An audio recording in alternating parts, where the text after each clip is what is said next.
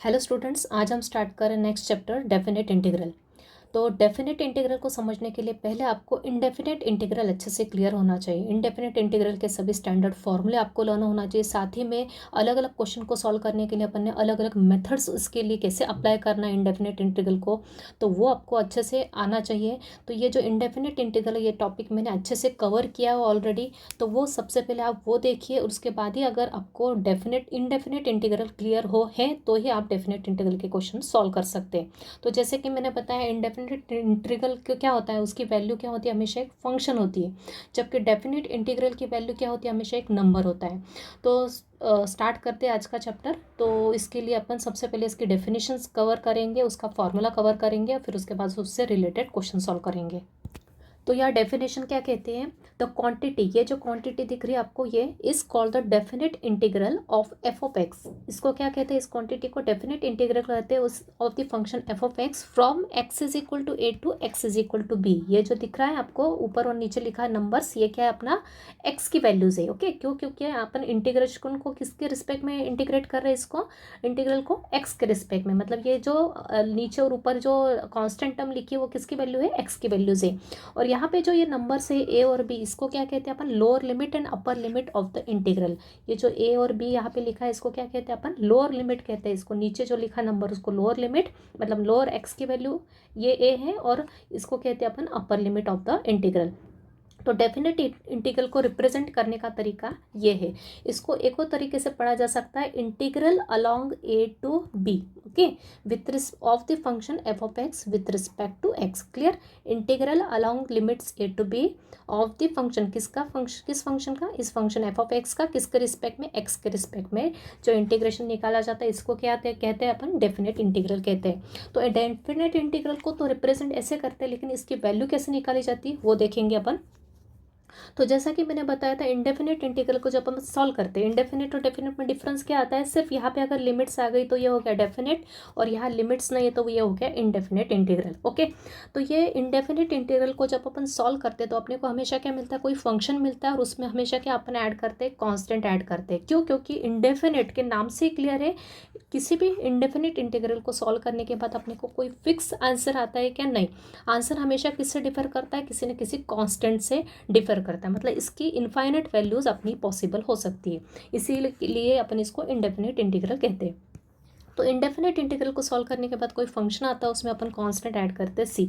तो अब अपन इसको अपने को सॉल्व करना है डेफिनेट इंटीग्रल। तो डेफिनेट इंटीग्रल में डिफरेंस क्या है, सिर्फ यहाँ पे क्या आ जाती है, लिमिट्स। तो लिमिट्स आ जाती है, तो इसको सॉल्व कैसे करेंगे अपन डेफिनेट इंटीग्रल को, तो जैसा अपन इंडेफिनेट को करते हैं वैसे ही करेंगे। मतलब इसको जैसे इंडेफिनेट इंटीग्रल को सॉल्व करते हैं, सॉल्व करने के बाद कोई फंक्शन आता है वैसे ही अपन करेंगे। तो अपन ने क्या किया, सबसे पहले इस डेफिनेट इंटीग्रल को सॉल्व करने के लिए इस फंक्शन का इंटीग्रेशन निकाला, जो क्या आया अपना फाई ऑफ एक्स प्लस सी आया। तो अपन क्या करेंगे, सॉल्व करने के बाद अपन ये लिमिट्स अप्लाई करेंगे। मतलब ये लिमिट्स एज इट इज लिख देंगे, इसको ब्रैकेट में लिखेंगे जो भी फंक्शन आएगा, और वो लिमिट्स को ऐसे ए टू बी लिख देंगे। उसके बाद क्या करेंगे, जो भी फंक्शन आएगा उस फंक्शन में जहाँ जहाँ एक्स है उसमें पहले ऊपर वाली लिमिट, मतलब अपर लिमिट पुट करेंगे। पूरे फंक्शन में, पूरा जो फंक्शन है उसमें एक्स के प्लेस पे अपर लिमिट पुट करेंगे। मतलब जहाँ जहाँ एक्स है वहाँ पे ये बी पुट कर देंगे। तो क्या आएगा यहाँ पे, ये आएगा फाई ऑफ बी प्लस सी, क्योंकि एक्स तो अपना यहीं पे दिख रहा है। ओके, तो यहाँ पे कोई भी फंक्शन हो सकता है। तो अभी यहाँ पे फॉर्मूले के फॉर्म में अपने को फाई ऑफ एक्स ही रखेंगे अपन।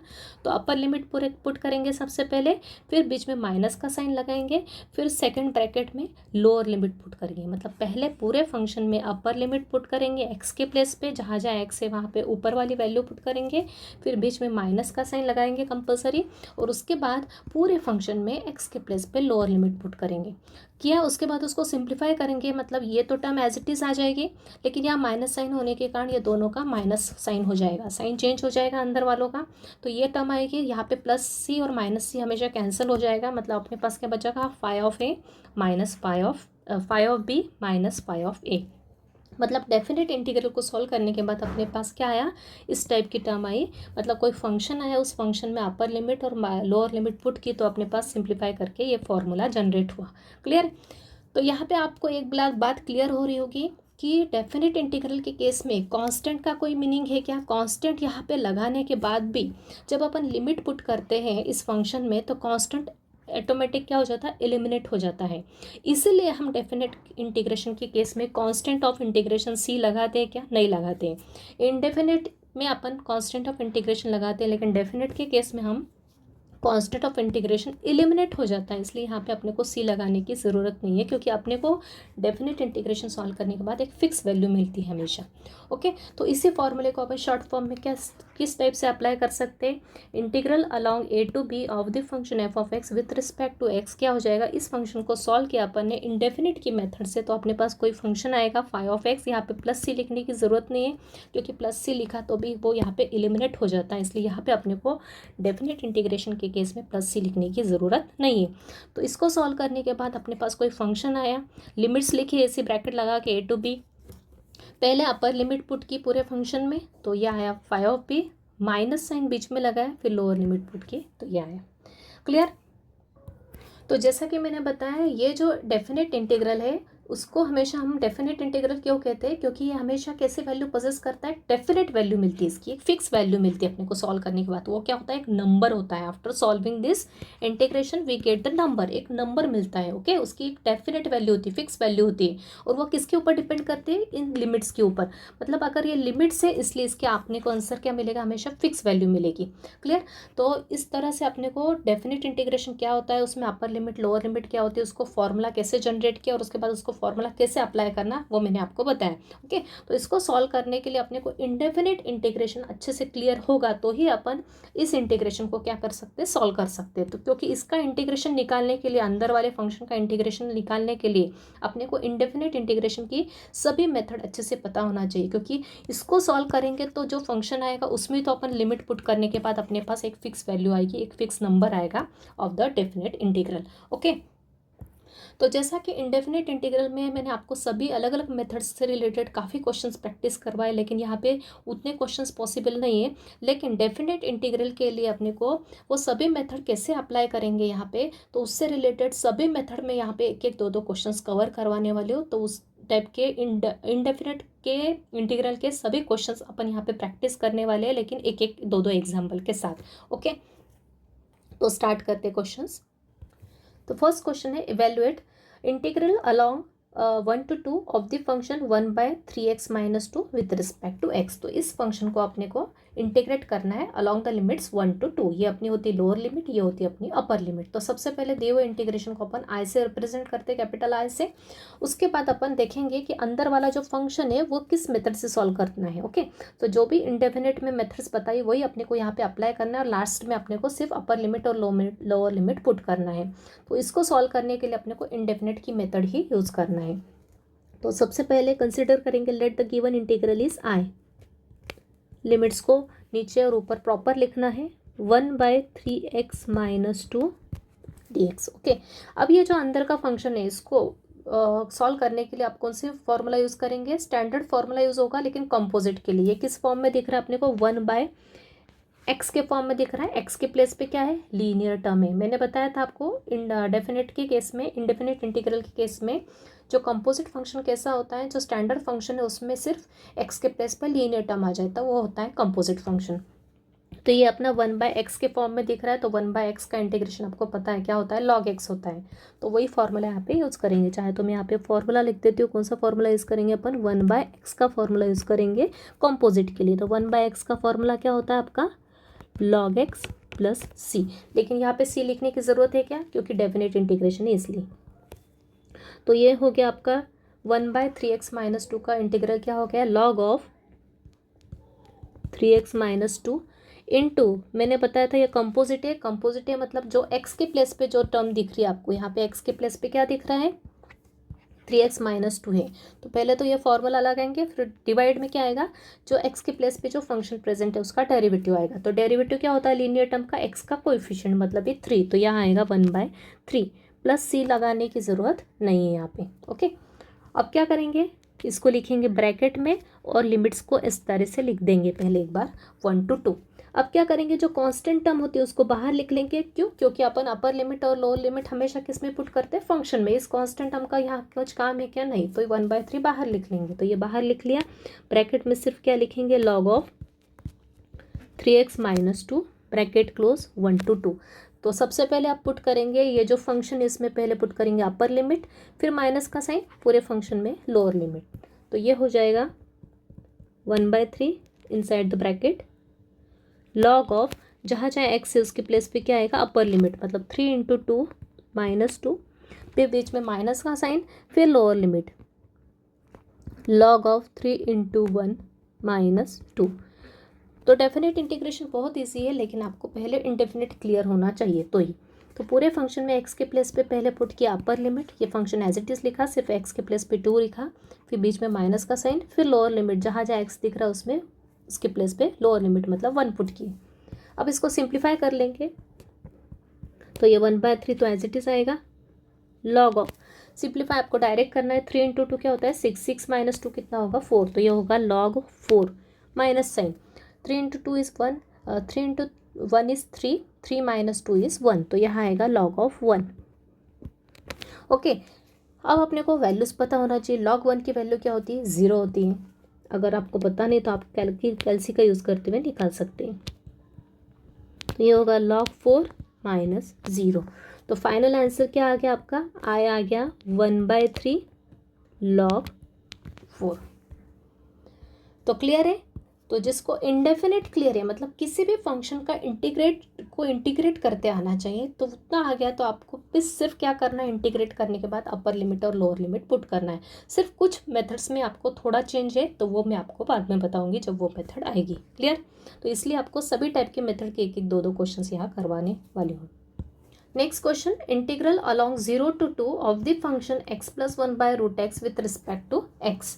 तो अब ये फंक्शन को आप इंडेफिनिट में कैसे इंटीग्रेट करोगे, उसी टाइप से यहाँ पे हम इंटीग्रेट करेंगे। तो ऊपर है x + 1, नीचे है √x, तो यहाँ पे कुछ सब्स्टिट्यूशन मेथड वगैरह तो यूज़ नहीं होगी। ओके, तो अपने क्या करेंगे, ऊपर की टर्म्स के साथ नीचे वाली टर्म को क्या कर देंगे, सेपरेट कर देंगे और सिंप्लीफाई करेंगे। तो क्या आएगा देखते हैं। तो ये सिंपल अलजेब्रिक टाइप का फंक्शन है, आपको इसको सॉल्व कर देना चाहिए। तो x/√x + 1/√x, राइट। अब क्या करेंगे 0 to 2। अब ये है √x की टर्म और नीचे √x। x क्या होता है √x × √x, मतलब यहाँ से एक √x कैंसिल होके ऊपर क्या आ जाएगा √x आ जाएगा। तो ऊपर एक √x रहेगा और यहाँ पे क्या आएगा 1/√x। तो पहला जो √x है उसको आप लिख सकते हैं x⁻½ लिख सकते हैं, और ये तो एज इट इज़ रहेगा 1/√x। क्यों, क्योंकि इसका इंटीग्रेशन अपने को करते आता है। अब क्या करेंगे, अंदर है दो फंक्शंस, तो दोनों को या तो सेपरेट इंटीग्रेशन में कर लो या फिर एज इट इज़ सॉल्व कर लो डायरेक्ट। यहाँ पे आप दो टाइप से कर सकते हैं। तो जैसा कि मैंने बताया था रूल ऑफ इंटीग्रेशन में, 2 या 2 से ज़्यादा फंक्शन प्लस या माइनस में तो सबका इंटीग्रेशन अपन अलग अलग निकाल सकते हैं, या फिर यहाँ पे चाहे तो आप in case of definite integral आप क्या कर सकते हैं, साथ में इंटीग्रल भी कर सकते हैं। तो यहाँ पे मैं आपको सेपरेट करके बता देती हूँ। 0 to 2 x⁻² with respect to x plus 0 to 2 1/√x with respect to x। तो x⁻² ये किस फॉर्म में दिख रहा है आपको, इंटीग्रेशन ऑफ x⁻n का फॉर्मूला अपन यहाँ पे यूज़ करेंगे। कौन सा फॉर्मूला यूज़ करेंगे यहाँ पे यूज़ करेंगे इंटीग्रेशन ऑफ x⁻n का फॉर्मूला यूज़ होगा। और ये तो अपना स्टैंडर्ड फॉर्मूला ही है, इंटीग्रेशन ऑफ 1/√x आपको पता है। तो यहाँ पे x⁻n का फॉर्मूला यूज़ किया, तो यहाँ आएगा 0 to 2, जस्ट मिनट इसको लिखने की ज़रूरत नहीं, after solving applying formula. x⁻n का फॉर्मूला क्या होता है इंटीग्रेशन के लिए, x⁻n + 1/(x+n+1), तो यहाँ होगा x⁻² + 1/2 + 1 प्लस 1/√x का इंटीग्रेशन होता है 2√x। क्लियर। अब पूरा इंटीग्रेशन सॉल्व हो गया। अब इंटीग्रेशन सॉल्व होने के बाद लिमिट्स दोनों के लिए कॉमन ही लगा दो, अलग अलग लगाने की ज़रूरत नहीं है। यहाँ पे इसके लिए अलग और इसके लिए अलग लिखने के बजाय दोनों को एक ही ब्रैकेट में लिख दिया और 0 से 2 अपन ने इसको लिमिट्स अप्लाई कर दी। तो ये हो जाएगा x⁻1/2 + 1 मतलब x⁻3/2 होता है। नीचे भी क्या आ गया 3/2 आ गया। यहाँ क्या है 2√x है। तो पहले थोड़ा अंदर के फंक्शन को सिंप्लीफाई कर सकते हैं क्या, वो देख लेते हैं अपन। तो सिंप्लीफिकेशन टोटली आपके ऊपर डिपेंड करता है। अब ये जो x⁻3/2 है इसको अपन x√x लिख सकते हैं। क्यों, क्योंकि x की पावर ½ है और x की पावर 1 है, तो इसको अपन सेपरेट करके चाहे तो इसी स्टेप में आप लिख सकते थे, चाहे तो यहाँ पे लिख दे आप। क्या x raise to half plus one को लिख सकते हैं एक्स रूट एक्स, राइट। साथ ही नीचे की टर्म का रेसिप्रोकल कर देते हैं, मतलब 2 ऊपर आ जाएगा, नीचे 3 आ जाएगा, तो ये हो जाएगा अपना 2x root x by 3 plus 2 root x. अब लिमिट्स पुट कर दो। तो अपन ने जस्ट क्या किया, इसको थोड़ा सिंप्लीफाई कर लिया जिससे कि अपने को लिमिट्स पुट करना इजी पड़ जाए। तो सबसे पहले पुट करेंगे अपर लिमिट, मतलब 2 पुट करेंगे पूरे के प्लेस पे, फिर माइनस और फिर लोअर लिमिट। तो लोअर लिमिट पुट करेंगे तो ये सब 0 ही बन जाएगा। तो पहले पुट करेंगे अपर लिमिट, तो जहाँ जहाँ एक्स से वहाँ 2 आ जाएगा, तो ये 2 ऑलरेडी है। फिर यहाँ पे एक और 2 आ जाएगा एक्स के प्लेस पे, और यहाँ आ जाएगा √2 डिवाइड में 3 प्लस ये भी 2 इंटू √2। ये हो गया upper limit. Minus lower limit put किया तो ये पूरी टर्म क्या हो जाएगी, 0 हो जाएगी। बस सिंप्लीफाई करेंगे ये फर्स्ट वाली टर्म को, इसको पूरे को सिंप्लीफाई करेंगे तो 2 इंटू 2 हो गया 4√2, ये हो गया 4√2 बाई 3 प्लस 2√2। बस इसको चाहे तो आप एलसीएम ले लो, इसका क्रॉस मल्टीप्लाई करके सॉल्व कर लो, तो ये हो जाएगा 4√2 प्लस 6√2 डिवाइड में 3। 6 + 4 कितना होता है, 10 होता है, तो ये होगा 10√2 बाय 3। तो सिंपल अलजेब्रिक फंक्शन को सिंप्लीफाई करते हुए आना चाहिए फॉर्मूला अप्लाई करने के बाद, उसके बाद अपर लिमिट पुट करके सिंप्लीफाई करते हुए आना चाहिए आपको। तो ये हो गया आपका फाइनल आंसर। क्लियर। अगला क्वेश्चन है integral along 0 to log2 with base E. Okay, limits क्या है, अपर लोअर लिमिट 0 और अपर लिमिट क्या है log2 विद बेस ई है। किस फंक्शन का इंटीग्रेशन करना है, e⁻²x का विद रिस्पेक्ट टू x। तो e⁻² का इंटीग्रेशन मैंने तो आपको करते हुए आना चाहिए, फिर बाद में लिमिट्स अपन पुट करेंगे टू सिंप्लीफाई इट। ओके, तो e⁻² कैसा फंक्शन है, कंपोजिट है। e⁻x मेन फंक्शन है, सिर्फ x के प्लेस पे क्या है, लीनियर टर्म है, तो ये हो गया कंपोजिट। तो e⁻x का इंटीग्रेशन तो e⁻x होता है, मतलब e⁻² का भी हो जाएगा e⁻² इनटू मल्टीप्लिकेशन में डिवाइड में क्या आ जाएगा, 1 के नीचे डेरिवेटिव किसका आएगा, 2x का। 2x का डेरिवेटिव क्या होता है, 2 होता है। बस सॉल्व हो गया। अब क्या कर देंगे, लिमिट पुट कर देंगे 0 to log2 with base e। तो सबसे पहले ये तो कांस्टेंट टर्म है, इसको तो बाहर निकाल लेंगे, e⁻² को अंदर रखेंगे और लिमिट्स को पहले एज इट इज लिखेंगे। अब पहले पुट करेंगे ऊपर वाली लिमिट, अपर लिमिट पहले पुट करते हैं जहाँ जहाँ x है पूरे फंक्शन में, फिर माइनस लोअर लिमिट। तो जहाँ x है उसके प्लेस पे क्या है, e⁻², और x के प्लेस पे क्या है, log2 विद बेस e। ये हो गया upper limit. Minus lower limit क्या आएगा, e⁻² इंटू 0, मतलब ये क्या होगा, पूरी टर्म ऊपर पावर क्या हो जाएगी, 0 हो जाएगी। अब आपको लॉग की प्रॉपर्टीज़ लर्न होना चाहिए। लॉग के सामने कोई नंबर होता है तो वो कहा जाता है इसके आर्ग्यूमेंट के पावर में जाता है, मतलब ये जो नंबर है 2, ये किसके पावर में जाएगा, इस 2 के पावर में जाएगा। तो ये होगा 1/2 e⁻log2 बेस में क्या है, e है, माइनस e⁻0 की वैल्यू क्या होती है, 1 होती है। ओके, किसी भी नंबर की पावर अगर 0 है, किसी भी नंबर की पावर में 0 है तो वैल्यू क्या होती है, हमेशा 1 होती है। तो ये 2 की पावर 2 तो हो गया 4, तो ये हो गया 1/2 e⁻log4 हो जाएगा, और यहाँ पे बेस में क्या है, e है, और ये -1 एज इट इज़। यहाँ पे फिर से एक लॉग की प्रॉपर्टी यूज़ की, कौन सी, यहाँ पे मैंने आपको बताया था लॉगरिथम में सभी प्रॉपर्टीज़ बताई थी। कोई भी नंबर है और उसके पावर में लॉग की कोई टर्म है और उसका बेस भी क्या है, वही नंबर है, सेम टू सेम, तो आंसर क्या आता है, पी आता है। क्लियर है, आपको समझ में आया। ये कोई नंबर है, उसके पावर में क्या है, लॉग की टर्म है, लॉग पी है समझ लो। तो ये जो नंबर है और ये लॉग का बेस है, ये दोनों के दोनों सेम है, तो आंसर क्या आ जाएगा, ये वाला आर्ग्यूमेंट पी। ओके, तो यहाँ पे भी वैसे ही दिख रहा है, ये जो ई है इसकी पावर में क्या है, log4 विद बेस ई, मतलब इस लॉग का जो बेस है ई और ये जो ई है, ये दोनों क्या है, सेम है, तो आंसर क्या आएगा, डायरेक्ट 4 आएगा। तो ये हो जाएगा 1/2, यहाँ आएगा 4 - 1। 4 - 1 कितना होता है, 3, मतलब आंसर हो गया 3/2, क्योंकि बाहर है हाफ इंटू 3 कितना होगा, 3/2। तो ये होगा आपका final answer. Clear. Next question, integral along 0 to ∞ of the function e⁻−x with respect to x. Okay, तो e raise to minus x का आपको इंटीग्रेशन निकालते आना चाहिए। तो आई क्या होगा यहाँ पे, ई रेस टू माइनस एक्स कैसा फंक्शन है, अगर कंपोजिट है, सिर्फ ई रेस टू एक्स है क्या, नहीं है, एक्स के प्लेस पे क्या है माइनस एक्स, मतलब ये -1 इंटू एक्स, मतलब कैसा है अपना लीनियर टर्म है। तो ये कंपोजिट के लिए अप्लाई होगा स्टैंडर्ड फॉर्मूला। तो इसका इंटीग्रेशन होगा e raise to minus x का e raise to minus x into derivative कहाँ आता है, डिनोमिनेटर में। तो एक तो 1 के नीचे लिखो या फिर डायरेक्ट यहाँ पे लिख दो, माइनस एक्स का डेरिवेटिव क्या होगा, एक्स का कोएफिशिएंट मतलब ही -1, राइट।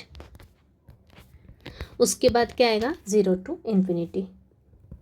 तो ये -1 मतलब ये माइनस साइन है, इस माइनस साइन को बाहर लिख लो। तो ब्रैकेट में क्या बचेगा, सिर्फ function e raise to minus x, 0 to infinity. पहले पुट करेंगे अपर लिमिट, मतलब जहाँ ये पूरे फंक्शन में एक्स के प्लेस पे पहले अपर लिमिट, फिर माइनस साइन, फिर लोअर लिमिट। तो ये होगा e raise to minus infinity, फिर माइनस का साइन बीच में, ई रेस टू -0 मतलब भी क्या होगा, 0 होगा। ओके, 0 के साथ किसी भी नंबर का या साइन का मल्टीप्लाई किया तो 0 ही होता है। ई रेस टू माइनस इन्फिनिटी की वैल्यू क्या होती है, 0 होती है, ये आपको लर्न होना चाहिए। ई रेस टू माइनस इन्फिनिटी क्या होता है, 0 होता है। माइनस ई रेस टू 0 की वैल्यू मैंने बताया आपको क्या होती है, 1 होती है हमेशा।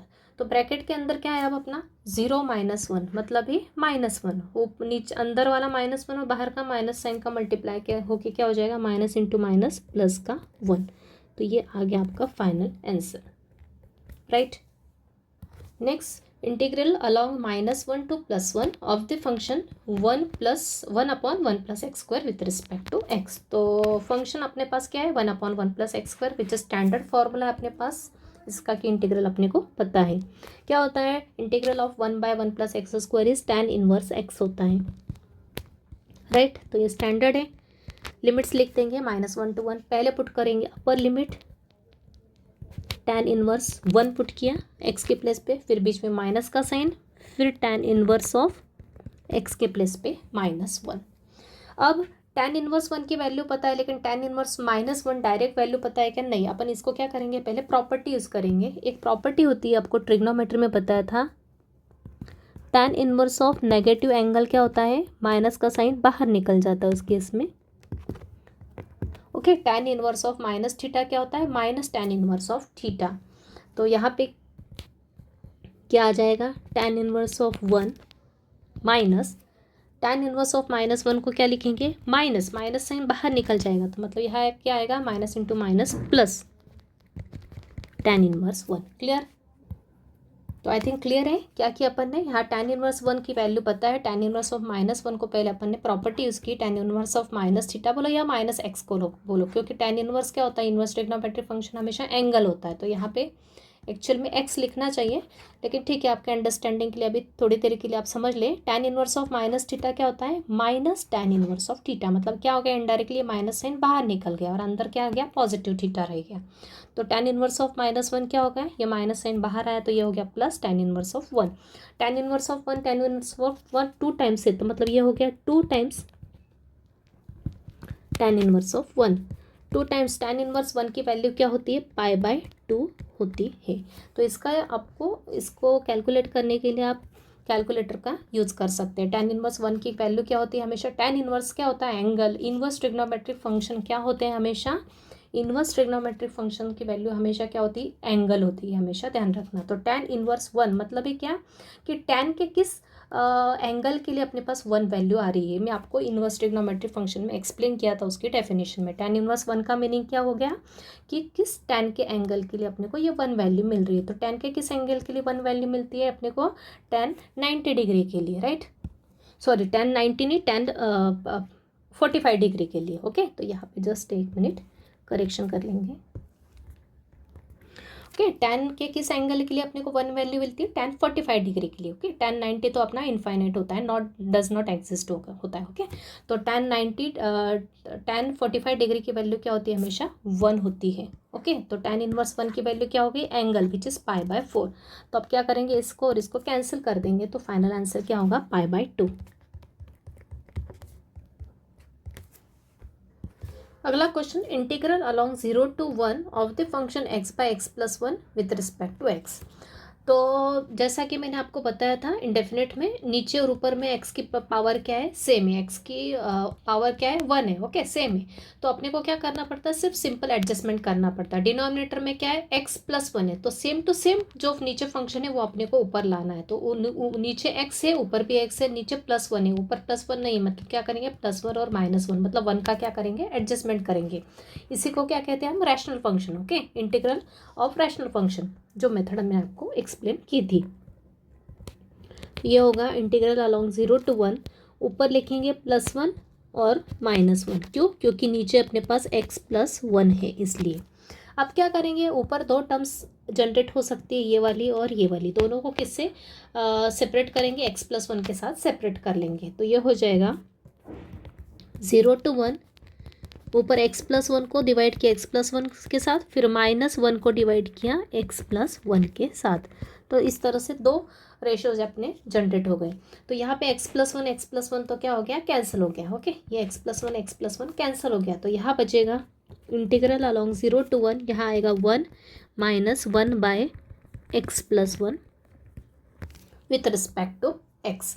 अब अपने के पास कितने फंक्शन आ गए, दो, पहला है 1 और दूसरा है 1/x + 1, दोनों का इंटीग्रेशन अपन इजीली निकाल सकते हैं। तो दोनों को सेपरेट कर लो, 0 to 1 of the function 1 dx minus 0 to 1 of the function 1/x + 1 with respect to x।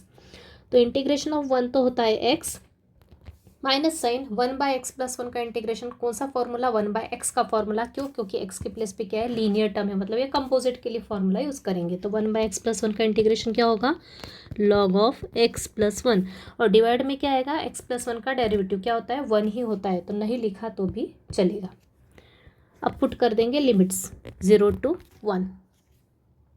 तो पहले पुट करेंगे अपर लिमिट, x जहाँ जहाँ x है पूरे फंक्शन में, यहाँ पे और यहाँ पे पूरे फंक्शन में अपन x के प्लेस पे 1 पुट करेंगे, फिर बाद में लोअर लिमिट पुट करेंगे। तो ये होगा 1 माइनस log ऑफ 1 + 1, ये हो गया upper limit, minus lower limit, ये होगा 0 माइनस, ब्रैकेट में लिखेंगे लोअर लिमिट 0, x के प्लेस पे 0, फिर लिखा आएगा log ऑफ 0 + 1 ब्रैकेट क्लोज।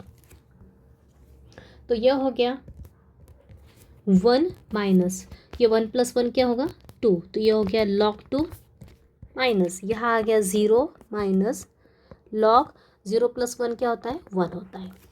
अब अपने को पता है log 1 की वैल्यू क्या होता है, ये तो एज इट इज़ रहेगा, माइनस ये 0 माइनस log 1 की वैल्यू क्या होती है, हमेशा 0 होती है। तो ये पूरी टर्म तो हो गई 0, सेकंड पार्ट तो पूरा 0 हो गया, ये बचा 1 माइनस log 2। तो फाइनल आंसर क्या आ गया अपना, 1 माइनस log 2, राइट। अगला क्वेश्चन है integral along 0 to π/2 of the function sin x × cos x with respect to x। तो इंटीग्रल फंक्शन क्या अपना sin x × cos x, दोनों में एंगल क्या है, दोनों ट्रिग्नोमेट्रिक रेशो साइन और कॉस दोनों के एंगल क्या है, सेम है। तो अपने पास एक फॉर्मूला अवेलेबल है इसके लिए, ट्रिग्नोमेट्री में क्या क्या होता है, एक फॉर्मूला होता है 2 sin θ × cos θ किसके इक्वल होता है, sin 2 θ के इक्वल होता है, राइट। 2 sin θ, एंगल सेम है दोनों का यहाँ पे, तो यहाँ पे इसलिए अपन ये वाला फॉर्मूला अप्लाई कर सकते हैं। 2 sin θ × cos θ क्या होता है, sin 2 θ होता है। मतलब यहाँ पे अपने पास ये टर्म प्रेजेंट है, कौन सी, sin θ cos θ, सिर्फ अपने पास क्या नहीं है, 2 नहीं है, तो अपन क्या करेंगे, 2 का एडजस्टमेंट करेंगे, मतलब 2 से मल्टीप्लाई और 2 से डिवाइड करेंगे। तो इसके लिए मैंने 2 से जो डिवाइड किया वो बाहर लिख लिया हाफ, और अंदर 2 मल्टीप्लाई किया किसके साथ, sin x और cos x के साथ, टू जनरेट दिस फॉर्मूला। अब 2 sin x cos x को क्या लिख सकते हैं, इस फॉर्मूले का यूज़ करते हुए sin 2x लिख सकते हैं। तो ये हो गया 1/2, 0 to π/2, ये हो गया sin 2x, क्लियर। तो अब ये हो गया अपना स्टैंडर्ड फंक्शन, लेकिन स्टैंडर्ड नहीं, एक्चुअल में ये स्टैंडर्ड के लिए अपन कंपोजिट के लिए अपन स्टैंडर्ड फंक्शन यूज़ कर सकते हैं। ये अपना साइन x के प्लेस पे क्या है, 2x है, लीनियर टर्म है, मतलब ये एक्चुअल में ये कंपोजिट फंक्शन है, लेकिन यहाँ पे अपन कौन सा फॉर्मूला यूज़ कर सकते हैं, साइन x का फॉर्मूला यूज़ कर सकते हैं। तो ये हो गया 1/2, ब्रैकेट में इंटीग्रेशन ऑफ साइन 2x क्या होता है, माइनस cos 2x, डिवाइड में आता है 2x का derivative which is 2, limits 0 to pi by 2। Clear. अब क्या करेंगे, ये माइनस हाफ बाहर निकाल लेंगे तो ये होगा माइनस बाहर का हाफ और अंदर का हाफ क्या हो जाएगा, हाफ इंटू हाफ 1/4 हो जाएगा। अंदर क्या बचेगा, सिर्फ cos 2x फंक्शन बचेगा। Limits 0 to pi by 2। तो पहले पुट करेंगे upper limit cos 2x, x के प्लेस पे क्या है, पाई बाय 2 है, ये हो गया upper limit. Minus cos 2 into 0 मतलब डायरेक्ट 0 लिखेंगे तो भी चलेगा। अब ये 2 और ये 2 कैंसिल हो गया, मतलब यहाँ आ गया -1/4।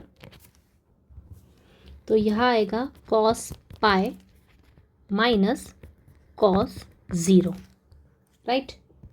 ये -1/4 एज इट इज़। cos पाई की वैल्यू होती है -1 माइनस cos 0 की वैल्यू होती है 1। ओके, तो ब्रैकेट में आया -1 क्या होगा, आपस में ऐड होके -2 हो जाएगा, मतलब यहाँ आएगा मल्टीप्लिकेशन में -2। तो माइनस इंटू माइनस तो प्लस हो जाएगा और 2 और 4 कैंसिल होके फाइनल आंसर क्या आएगा, 1/2। क्लियर। तो ये वैल्यूज़ आपको लर्न होना चाहिए, या फिर आप कैल्सी का यूज़ करते हुए निकाल सकते हैं। कॉस पाई, पाई मतलब रेडियन के फॉर्म में अपने को कैल्सी को कन्वर्ट करना है पहले, तो ये आप कॉस पाई की वैल्यू निकाल सकते हैं। कॉस पाई की वैल्यू होती है -1, या फिर मैंने आपको एक ट्रिक बताई थी, जितने भी ऑड मल्टीपल होते हैं रेडियन पाई के, मतलब इंटीग्रल मल्टीपल ऑफ पाई मतलब ऑड पाई है, जैसे 1 पाई, 3 पाई, 5 पाई, 7 पाई, तो उतने उनकी सबकी कॉस की वैल्यू क्या होती है, -1 होती है। और जितने भी इवन पाई आते हैं, जैसे cos 2 पाई, cos 4 पाई, cos 6 पाई, उनकी वैल्यू क्या होती है, 1 होती है। जैसे cos 0, ओके, वो भी इवन ही होता है, cos 0, cos 2 पाई, cos 4 पाई, ये सब क्या होते हैं, 1 होते हैं। ओके, जैसे ये बताए cos 0 क्या होता है, 1 होता है।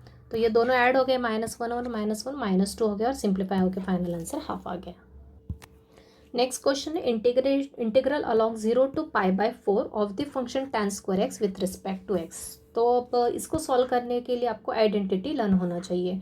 मैंने आपको इंडेफिनिट इंटीग्रेशन में आपको फिर से बता रही हूँ, इंडेफिनिट इंटीग्रल अगर क्लियर है, सभी लेक्चर्स आपने मेरे देखे हुए, तो आपको डेफिनेट क्लियर होगा, क्योंकि वहाँ पे मैंने सब डिटेल में एक्सप्लेन किया, हर मेथड हर टाइप के क्वेश्चंस को डिटेल में एक्सप्लेन किया हुआ है। तो इसके लिए आपको ट्रिग्नोमेट्री भी पता होना चाहिए, उसके फॉर्मूले पता होना चाहिए, आइडेंटिटी पता होना चाहिए, इंडेफिनिट के फॉर्मूले, लॉगरिथम सब पता होना चाहिए। तो इसलिए आपका बेसिक अच्छे से क्लियर होना चाहिए कभी भी क्वेश्चन को सॉल्व करते समय। तो tan² x का इंटीग्रेशन अपने पास डायरेक्ट अवेलेबल नहीं है, इसलिए अपन tan² x को आइडेंटिटी का यूज़ करते हुए sec² x -1 लिखेंगे। तो ये होगा 0 to π/4, tan² x को लिखा sec² x -1 with respect to x। अब अपने पास दो फंक्शन आ गए, कौन कौन से, एक आ गया sec² x जिसका इंटीग्रेशन अपने को पता है, और 1 का भी इंटीग्रेशन पता है, बस दोनों को सेपरेट कर लो और इंटीग्रेट कर लो।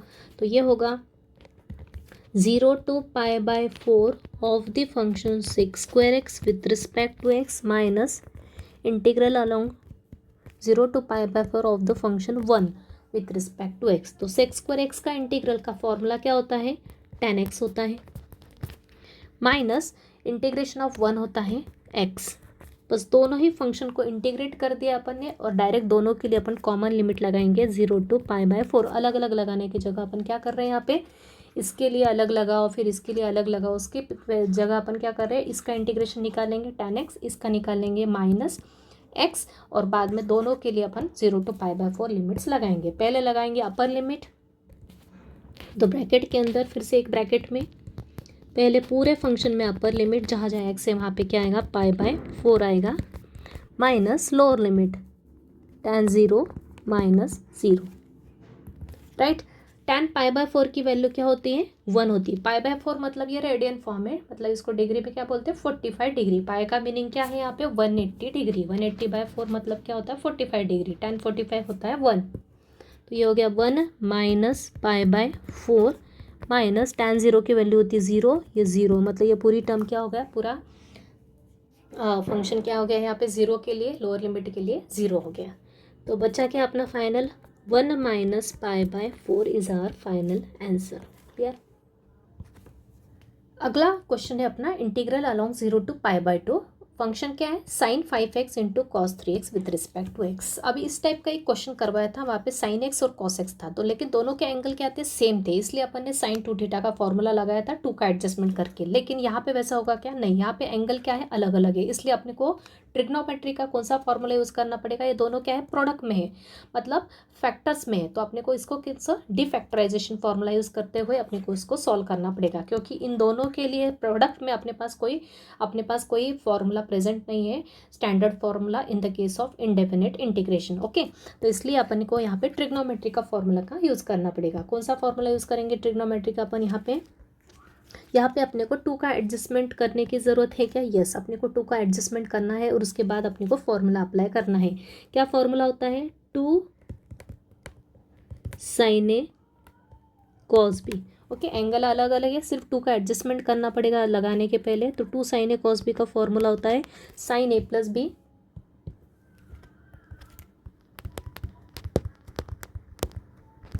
प्लस साइन ए माइनस बी,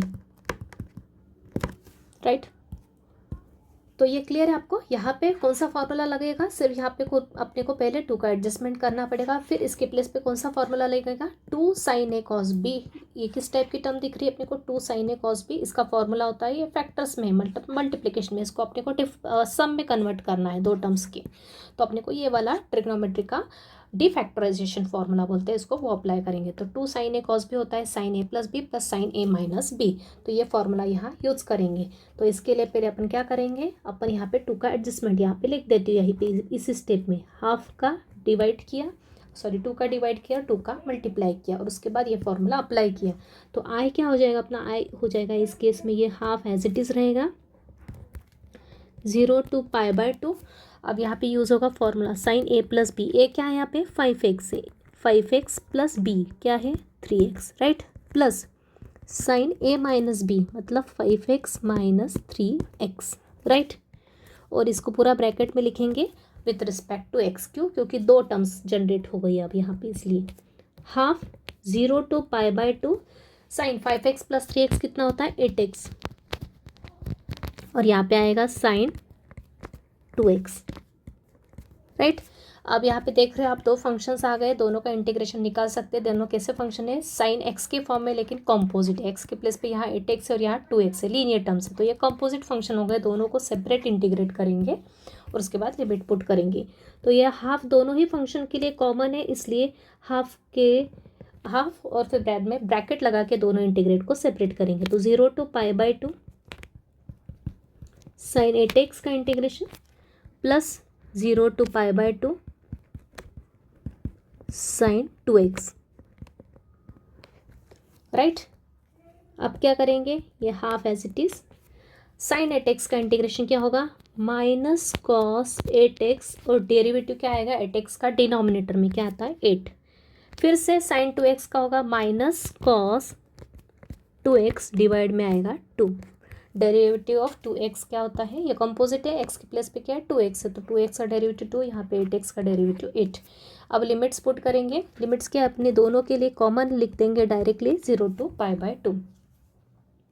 तो ये हाफ तो एज इट इज चलेगा, पहले अपर लिमिट पुट करेंगे पूरे फंक्शन में, तो एक ब्रैकेट फिर से लगाएंगे अपर लिमिट के लिए, माइनस कॉस 8x, x के प्लेस पे क्या आएगा π/2 डिवाइड में 8 माइनस कॉस 2 इंटू π/2 डिवाइड में 2, ये हो गया upper limit, minus sine lower limit को यहाँ लिखते हैं, माइनस कॉस x के प्लेस पे 0 पुट किया तो 8 इंटू 0 तो 0 ही आ जाएगा, नीचे 8 माइनस ये भी कॉस 0 डिवाइड में 2, ये बिग ब्रैकेट क्लोज, तो ये होगा 1/2 इन ब्रैकेट माइनस, यहाँ पे सिंप्लीफिकेशन किया तो क्या होगा 2 और ये 8 कैंसिल होके क्या आएगा 4 आ जाएगा, तो यहाँ आएगा माइनस कॉस 4π/8 माइनस कॉस ये 2 कैंसिल हो जाएगा π/2 माइनस कॉस 0/8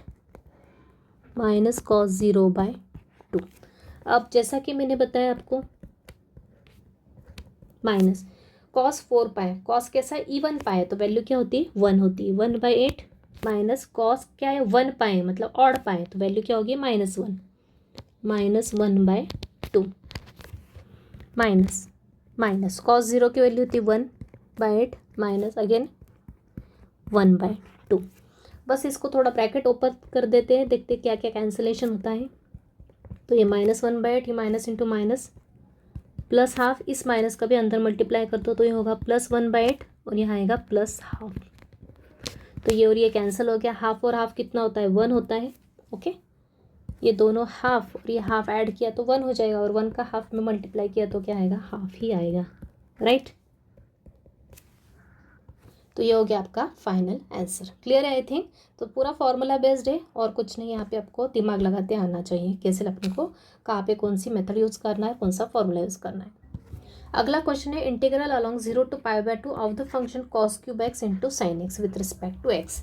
तो अब ये फंक्शन को आपको देखते से समझ में आना चाहिए कौन सा मेथड से सॉल्व होगा? सब्स्टिट्यूशन मेथड से, जो कि मैंने आपको इनडेफिनेट इंटीग्रेशन में अच्छे से एक्सप्लेन किए हर मेथड। तो ये अपनी सब्स्टिट्यूशन मेथड से सॉल्व होगा। क्यों? क्योंकि यहाँ पे एक सिंगल साइन एक्स है और इस कॉस एक्स को अगर अपन टी लेते हैं तो डेरिवेटिव ऑफ कॉस एक्स होता है माइनस साइन एक्स। तो लेकिन माइनस का साइन अपन इजीली एडजस्ट कर सकते हैं। ओके, तो अपने पास ये फंक्शन है तो अपन यहाँ सब्स्टिट्यूशन मेथड यूज करेंगे। लेकिन यहाँ पे सब्स्टिट्यूशन मेथड में डेफिनेट इंटीग्रेशन के इंटीग्रल के केस में एक स्लाइड चेंज है, तो वो अपन देखेंगे। क्यों? क्योंकि जैसा कि अपने को पता है ये जो x है ये किसके रिस्पेक्ट में इंटीग्रेट हो रहा है? x के रिस्पेक्ट में। तो ये लिमिट्स किसकी? x की है। जैसे कि सब्स्टिट्यूशन मेथड में अपन क्या करते हैं? वेरिएबल चेंज हो जाता है, तो यहाँ पे अपने को लिमिट्स भी क्या करनी पड़ती है? चेंज करनी पड़ती है। क्योंकि वेरिएबल चेंज तो वहाँ पे उस नए वाले वेरिएबल की क्या होती है? लिमिट्स भी क्या आ जाती है? नहीं आ जाती है। क्लियर? तो यहाँ पे अपन पुट करेंगे, सब्स्टिट्यूशन मेथड यूज कर रहे हैं तो पहले अपन पुट करेंगे यहाँ पे cos x को क्या पुट करेंगे? t पुट करेंगे। अब इसको डिफ्रेंशिएट करेंगे with respect to x both sides. तो d/dx of cos x is equal to dt/dx। तो cos x का डेरिवेटिव क्या होता है? माइनस साइन x होता है। इस dx को अपन लेफ्ट साइड में ले आते हैं हमेशा, राइट में क्या रखते हैं? dt। लेकिन अपना इंटीग्रेशन में क्या है? सिर्फ साइन x dx है, तो ये माइनस का साइन कहाँ ले जाएंगे? dt के साथ। तो ये हो जाएगा साइन एक्स डी एक्स की वैल्यू क्या आ जाएगी? Minus D T. ओके, तो ये वाला पार्ट जो दिख रहा है आपको ये किससे रिप्लेस हो जाएगा? माइनस डी टी से। और जहाँ कॉस एक्स है वहाँ क्या आ जाएगा? टी। मतलब यहाँ पे वेरिएबल पूरा क्या हो जाएगा? कन्वर्ट हो जाएगा टी वेरिएबल में।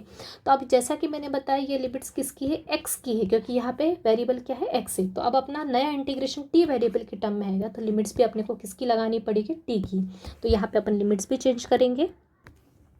कैसे करते हैं limits change? When x is equal to, पहले लोअर लिमिट लेते हैं 0, तो t क्या हो जाएगा? t क्या है अपना? cos x है, मतलब ये हो जाएगा cos 0 और cos 0 की वैल्यू क्या होती है? 1। और जब x क्या है अपना? पाई है, तो उस केस में t क्या हो जाएगा? cos pi that is -1। तो यहाँ एक्सप्लेन कर देती हूँ मैंने। अपन ने ये दोनों लिमिट्स को क्या करेंगे? एक्स की वे लिमिट्स है तो दोनों को क्या करेंगे? चेंज करेंगे। किसमें? टी की वे लिमिट्स में। तो जब x इज इक्वल टू 0 होगा उस समय t क्या होगा? t क्या लिया अपन ने? cos x लिया, मतलब cos 0 x के प्लेस पे क्या पुट करेंगे? 0। cos 0 की वैल्यू क्या हो जाएगी? 1 हो जाएगी, राइट। और जब x क्या है अपना? पाई है, उस केस में t क्या हो जाएगा? t हो जाएगा cos पाई। cos पाई की वैल्यू मैंने बताया आपको, ऑड पाई क्या होता है? हमेशा -1 होता है। तो लिमिट्स अपनी नई क्या बन जाएगी? 0 के लिए बन जाएगी 1 और पाई के लिए बन जाएगी -1। तो नया इंटीग्रेशन क्या बन जाएगा अपना? तो आई हो जाएगा, लिमिट्स चेंज होके क्या हो जाएगी? 1 to -1 लिमिट्स हो जाएगी। cos क्यूब एक्स के प्लेस पे आएगा टी क्यूब और साइन एक्स डी एक्स के प्लेस पे क्या आएगा? Minus D T. अब ये माइनस का साइन तो इंटीग्रेशन के बाहर लिख लेंगे, तो ये होगा -1 to -1 T cube D T. अभी टी क्यूब का इंटीग्रेशन तो अपने को निकालते आता है, कौन सा फॉर्मूला यूज़ करेंगे? इसके लिए अपना कौन सा फॉर्मूला होगा? Simple integration of x raise to n का फॉर्मूला यूज़ करेंगे। तो क्या हो जाएगा? t रेस टू 3+1 मतलब 4/4। ये होगा आपका integration of T cube. Limits क्या है? 1 to -1। पहले क्या करेंगे? ये माइनस का साइन आया एज इट इज़ और 1/4 बाहर निकाल लेंगे, राइट। तो ये 1/4 भी बाहर लिख लेंगे, तो ये होगा -1/4 और इंटीग्रल के अंदर ब्रैकेट में क्या रहेगा? t raise to 4 1 to -1। तो सबसे पहले क्या करेंगे? अपर लिमिट मतलब -1 रेस टू 4 माइनस साइन 1/4। तो नेगेटिव की पावर इवन मतलब पॉजिटिव हो जाता है, अपने को पता है। तो ये हो जाएगा -1/4, ब्रैकेट में रहेगा 1, -1 की पावर 4 मतलब 1, ये माइनस का साइन 1 की पावर 4 मतलब 1। तो अंदर ब्रैकेट के अंदर 1 - 1 मतलब 0 बन रहा है, मतलब फाइनल आंसर क्या आ गया अपना 0 आ गया, राइट। ये हो गया I = 0, right. Next question, integral along 0 to π/2 of the function cos x by 4 - sin² x with respect to x। तो ये क्वेश्चन में जो फंक्शन दिया है उससे क्लियर हो रहा है अपने को, ये भी सब्सटीट्यूशन से सॉल्व होगा। तो सब्सटीट्यूशन क्या होगा, single cos x dx present है, मतलब sin x को क्या पुट करेंगे, t पुट करेंगे, क्योंकि डेरिवेटिव ऑफ sin x क्या होता है, cos x होता है। तो यहाँ पे भी सब्सटीट्यूशन, तो सब्सटीट्यूशन में डेफिनेट के इंटीग्रेशन के केस में ध्यान रखना है अपने को, लिमिट्स चेंज करना है, बस इतना ही इंपॉर्टेंट यहाँ पे अपने को ध्यान रखना है। तो सबसे पहले पुट करेंगे अपन, सिर्फ साइन एक्स को लेंगे टी, डिफ्रेंशिएट किया बोथ साइड्स, तो ये होगा साइन एक्स का डेरिवेटिव होता है प्लस कॉस एक्स, और यहाँ का जो D T by D x है वो डी एक्स इधर ले आए अपन, तो ये होगा cos x d x is equal to d t. Direct किया, मतलब ये वाला जो पार्ट है यहाँ पे जनरेट हो रहा है वो किससे रिप्लेस होगा, डी टी से। अब अपने को लिमिट चेंज करना है, ये तो लिमिट्स एक्स की थी, सो व्हेन एक्स अपना 0 है तो उस केस में टी क्या हो जाएगा, साइन टी क्या अपना साइन एक्स, मतलब ये होगा साइन 0, साइन 0 तो होता है 0। उसी प्रकार से जब x क्या है, π/2 है अपना, मतलब 90 डिग्री है, तो t होगा साइन π/2, साइन π/2 मतलब ही साइन 90 डिग्री की वैल्यू होती है 1। तो इस तरह से अपना इंटीग्रेशन आई क्या हो गया अपना, 0 to π/2 के लिए अपनी क्या लिमिट्स चेंज हो गई, 0 to 1 हो गई। ऊपर का cos x dx के प्लेस पे तो आ गया dt, और नीचे आया 4 - t², राइट। क्लियर, क्या किया अपन ने, ये cos x dx तो हो गया अपना dt, और नीचे क्या है 4 - sin² x है, तो sin x तो t लिया है, मतलब यहाँ आ गया t²। तो अभी अपना ये क्या है, स्टैंडर्ड फार्मूला जनरेट हो रहा है, कौन सा फार्मूला अगेन लर्न होना चाहिए इनडेफिनेट इंटीग्रेशन के लिए, सभी फॉर्मूले आपको लिखवाए। 4 को क्या लिख सकते हैं अपन, 2 का स्क्वायर माइनस t²। तो यहाँ पे अपना जो फार्मूला यूज़ होने वाला है, कौन सा फार्मूला यूज़ करेंगे, इसके लिए अपन इंटीग्रेशन ऑफ 1/, तो ये आएगा 1/a² माइनस x² का फॉर्मूला यहाँ पे दिख रहा है अपने को, जनरेट हो रहा है। तो इसका रिजल्ट क्या होता है, 1/a² माइनस x² होता है 1/2a log of a plus x by a minus x plus c. यहाँ पे सी क्यों लिख रहे हैं, क्योंकि इनडेफिनेट का फॉर्मूला यहाँ लिखा है, लेकिन वो अपने को डेफिनेट के लिए अप्लाई करना है, तो सी लिखने की ज़रूरत नहीं है। तो यहाँ पे अप्लाई करेंगे अपन, ध्यान रखना क्या क्या है, कंपेयर करके देखेंगे ए के प्लेस पे क्या है 2 है, और एक्स के प्लेस पे क्या है टी है। तो बस यहाँ पे जहाँ जहाँ ए है वहाँ पे 2 लिखेंगे, जहाँ जहाँ एक्स है वहाँ टी लिखेंगे। तो ये होगा 1/2a, 2 × a क्या है 2, log of a plus x मतलब 2 + t डिवाइड में आएगा 2 - t, राइट। और लिमिट्स के अपनी लिमिट्स लगाने के लिए 1/4 डायरेक्ट बाहर ही लिख दो, मतलब 2 स्टेप्स करने की ज़रूरत नहीं, 0 to 1। तो ये 1/4 तो डायरेक्ट बाहर ही लिखा अपन ने। अब लॉग के ऊपर अपन लिमिट अप्लाई करेंगे, जहाँ जहाँ टी है पूरे फंक्शन में, वेरिएबल चेंज हो गया, टी जहाँ जहाँ वहाँ पे अपर लिमिट पुट करेंगे पूरे फंक्शन में, माइनस जहाँ पे टी वहाँ पे लोअर लिमिट पुट करेंगे। तो ये log of 2 + 1/2 - 1 upper limit, minus फिर log ऑफ 2 + 0/2 - 0। तो ये हो गया अपना 1/4। थोड़ा डायरेक्ट सिंप्लीफाई कर लेंगे, ऊपर है 2 + 1 3 और नीचे 2 - 1 is 1, 3/1 मतलब ही 3 आएगा डायरेक्ट, माइनस लॉग ऑफ यहाँ क्या है 2 + 0 मतलब 2 और 2 - 0 मतलब ही 2, तो 2/2 तो 1 होता है, तो यहाँ आएगा log 1। और जैसा कि मैंने बताया log 1 की वैल्यू क्या होती है, 0 होती है ऑलवेज। तो ये हो गया 1/4 log 3 इज आवर आंसर। क्यों, क्योंकि यहाँ पे अपन ने log 1 की वैल्यू क्या पुट की, डायरेक्ट 0 लेके आंसर लिख दिया। ओके, चाहे तो आप यहाँ पे एक स्टेप और बढ़ा सकते हैं, क्या ऐसा लिख सकते हैं, और फिर बाद में फाइनल आंसर लिख सकते हैं, जैसा आपके हिसाब से। तो स्टूडेंट्स अपन ने सब्स्टिट्यूशन मेथड तक के जो भी क्वेश्चंस थे वो यहाँ पे कवर किए। कुछ और मेथड्स भी अपने बच्चे, उससे रिलेटेड क्वेश्चंस अपन नेक्स्ट लेक्चर में कवर करेंगे।